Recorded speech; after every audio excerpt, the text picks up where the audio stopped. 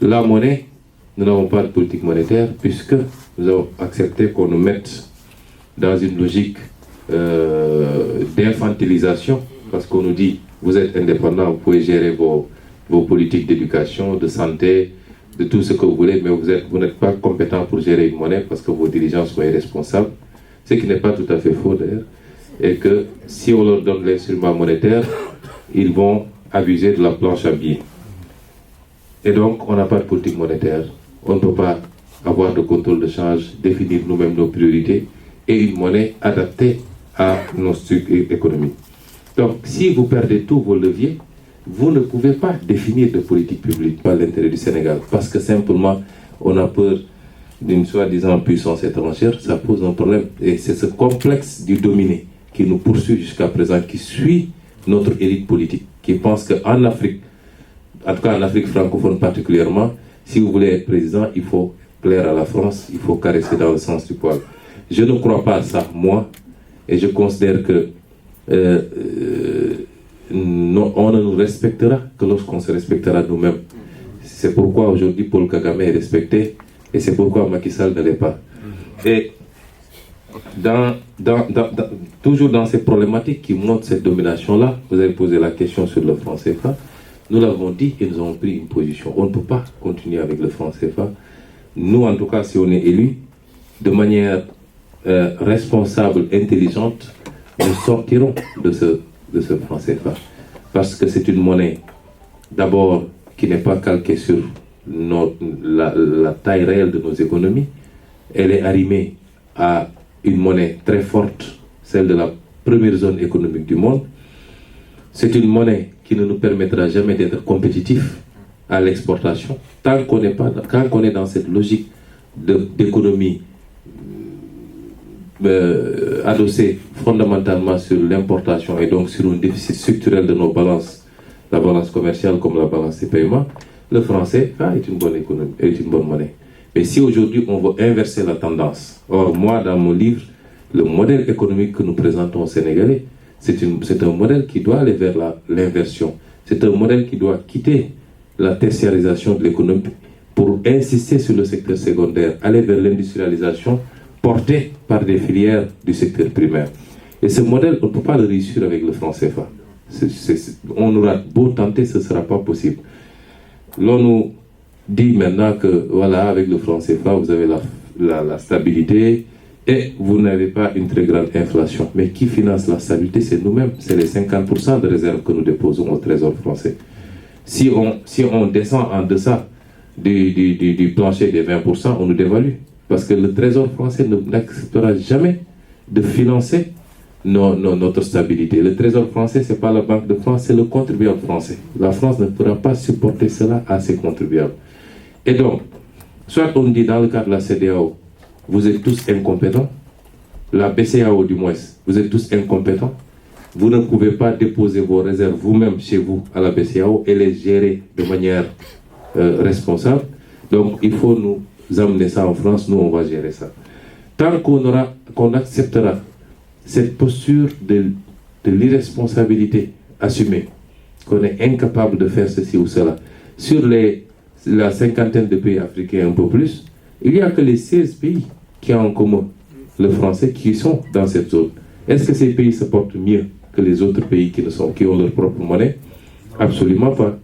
Et donc, nous considérons aujourd'hui, et je terminerai par là, ce n'est pas une question à déconnecter de l'ensemble. Si vous reprenez une monnaie et que vous gérez mal votre pays, il n'y a pas des institutions fortes, il n'y a pas une bonne gestion des ressources naturelles, il n'y a pas une bonne conscientisation sur la mobilisation des ressources fiscales, il n'y a pas un culte du travail, remettre les Sénégalais, les Africains au travail parce qu'on ne travaille pas assez, c'est la vérité, on ne travaille pas bien. Il n'y a pas cette conscience patriotique qui induit fondamentalement l'amour du pays et la conscience de l'intérêt général qui doit primer sur les intérêts particuliers. Si on ne réussit pas cet ensemble-là, évidemment, on va aller tout droit vers le mur. Ce n'est pas simplement parce qu'on est sorti du franc CFA que le problème est réglé. Il faut tout un ensemble de mesures. Et c'est vous dire l'ampleur du travail qu'il nous faut faire. C'est immense. Et quand on y réfléchit, quelquefois, on se dit, bon, heureusement qu'on a encore cette marge et qu'on a ce potentiel qu'on voit un peu partout qui est en train quand même de se reconnaître dans ce qu'on est en train de faire. Mais ce combat, c'est pas gagné d'avance. C'est énormément de choses. Puis souvent, quand on me dit tout est à refaire, je dis tout est à faire. Parce qu'on refait ce qui a été fait. Mais ici, il faut pratiquement reprendre, recommencer tout. Je vous remercie. Sur le franc CFA, moi, je ne veux pas qu'on me parle de risque.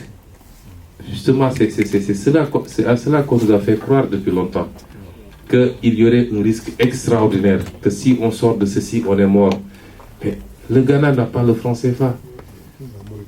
Le Rwanda ne l'a pas. La Namibie ne l'a pas. Je donne le Botswana, je donne ceux qui ont les meilleures performances économiques actuellement en Afrique. Je vous dis qu'ils n'ont pas le franc CFA. Ils ne l'ont jamais eu. Est-ce qu'ils se portent plus mal que nous? Je ne vois pas particulièrement de risque. Le risque, il est endogène simplement. Je l'ai dit tantôt, la gouvernance, c'est un ensemble d'éléments qu'il faut gérer en même temps. Si vous sortez de la zone franc et que vous n'avez pas mis en place tous les mécanismes qu'il faut, que la corruption reste endémique, qu'on continue à hypothéquer nos ressources naturelles, ainsi de suite, vous n'aurez aucun résultat. Et donc, c'est une vue d'ensemble qu'il faut avoir de ces questions-là, mais je ne vois absolument pas de menaces. Quelles sont les raisons qu'il faut qu'agitent souvent les pro-CFA? Ils vous disent nos économies ne sont pas suffisamment imbriquées à l'économie mondiale et à la finance internationale, que nous n'avons pas une bonne capacité de mobilisation des ressources internes et que, in fine également, nos gouvernants, puisqu'ils n'ont pas cette capacité à mobiliser des ressources internes et que nos économies ne sont pas suffisamment arrimées à l'économie mondiale, risquent à chaque fois, pour un peu combler les failles, recourir à deux leviers. L'un des leviers, ils recourent de manière exponentielle, c'est la dette, et de l'autre, c'est la création monétaire. Mais si vous devez analyser tout ça en résumé, je reviens souvent sur ça, on nous dit, vous êtes irresponsable. Est-ce que nous allons, vous vous sentez irresponsable, est-ce que nous allons accepter, de ce cliché d'irresponsabilité, d'incompétence à gérer nos pays? Ça veut dire, à terme, parce que la monnaie est un des éléments fondamentaux de la souveraineté. À terme, qu'on nous dise qu'on n'a pas les capacités d'être souverain, mieux vaut nous remettre entre les mains de puissances beaucoup plus responsables et beaucoup plus compétentes, donc recoloniser l'Afrique. Et nous ne pouvons pas accepter cela. Nous avons été dans les écoles que fréquente tout le monde. Nous sommes dans un monde ouvert et interconnecté. Nous considérons que cette Afrique qu'on nous présentait, ce n'est plus l'Afrique d'aujourd'hui. Et donc, moi, je ne vois pas de risque. Et je voudrais préciser une chose, parce que souvent, quand vous dites « nous sortirons du franc CFA », on vous dit « oui, mais nous sommes dans une dynamique d'une monnaie continentale ou d'une monnaie régionale et vous voulez sortir ». C'est pourquoi dans le livre, j'ai dit, la première option, c'est d'avoir une monnaie commune dans le cadre de la CEDEAO. Rappelons que pour la monnaie africaine, ce qui a été retenu, c'est que les zones créent leur monnaie, l'Afrique de l'Est, l'Afrique centrale, l'Afrique du Nord, et ensuite que toutes ces monnaies zonales se retrouvent pour réfléchir sur une monnaie unique. C'est ça l'hypothèse de base. Donc nous sommes pour une monnaie de la CEDEAO.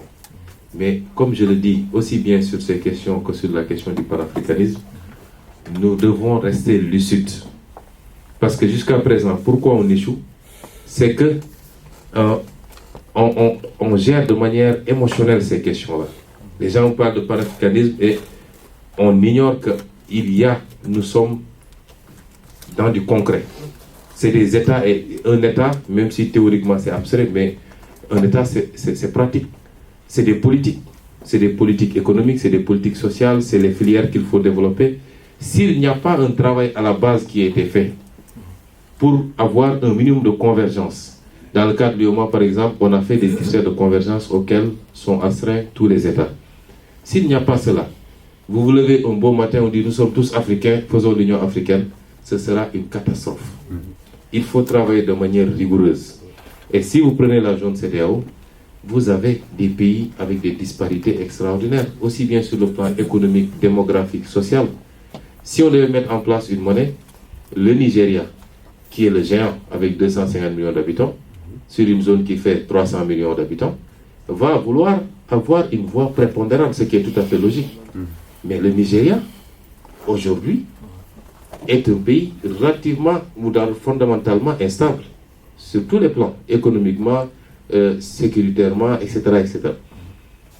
Il ne s'agit pas de quitter une domination pour tomber sur une domination beaucoup plus aléatoire encore. Et donc, si on ne met pas en place des critères auxquels seront astreints tous les pays, des critères de convergence, et qu'on se donne un délai pour atteindre ce niveau de convergence avant d'aller vers la monnaie unique, ça va être difficile d'aller vers cette monnaie unique. Vous prenez le cas de la CEDEAO, de l'UEMOA. Nous avons 8 pays qui ont en commun le français, qui ont quand même eu la monnaie unique avant même le marché unique, qui ont des critères de convergence, des ratios à respecter. Mais le problème avec l'UEMOA, c'est que vous avez la majorité des présidents qui sont des produits purs, sûrs et durs de la France-Afrique. Quand au XXIe siècle, on a des présidents africains qui peuvent nommer des ministres français, vous croyez que ces gens-là, ils vont sortir du franc CFA? Maintenant, quand on a les difficultés techniques dans le cadre de la CEDEAO, les difficultés politiques dans le cadre de l'UEMOA, est-ce qu'on va être là à attendre alors qu'aujourd'hui, on a des priorités? Le Sénégal, par exemple. En tout cas, nous, le modèle que nous voulons expérimenter, si on l'expérimente, ma conviction, c'est que le Sénégal va décoller. Mais on ne pourra pas l'expérimenter sans avoir une monnaie adaptée à nous-mêmes. Est-ce qu'on peut, au nom de la CEDEAO, de l'UEMOA ou d'un panafricanisme, dire que nous allons attendre d'ici 20 ans, d'ici 50 ans, 100 ans, que tout le monde soit au même niveau? Non, on ne peut pas attendre. Mais sortir du franc CFA, si le Sénégal devait sortir seul, ça ne remet pas en cause son appartenance à la CEDEAO, où il n'y a que 8 pays sur 16 qui appartiennent à la zone CFA. Ça ne remet pas en cause son appartenance à la zone UEMOA. Les textes qui régissent le CFA n'ont rien à voir avec les textes de l'UEMOA. Ça n'a rien à voir absolument. Donc, rester dans les ensembles, continuer à y travailler, mais avoir la possibilité, parce que si on est élu, on a beau être panafricaniste, mais moi, si je suis élu pour travailler pour le Sénégal d'abord. Je n'ai aucun pouvoir sur le Mali ni sur le Burkina Faso. Je suis élu par les Sénégalais pour faire des résultats au Sénégal. Et si on fait des résultats au Sénégal, ça va forcément impacter sur les pays voisins. Donc, ça, il faut vraiment qu'on aille vers qu'on comprenne cela et que nous refusions ce cliché qui a été mis que les pays qui ont été colonisés par la France, une fois qu'ils sortent de ceci, ils sont morts, etc. C'est tout à fait faux. C'est le contraire d'ailleurs. C'est le contraire.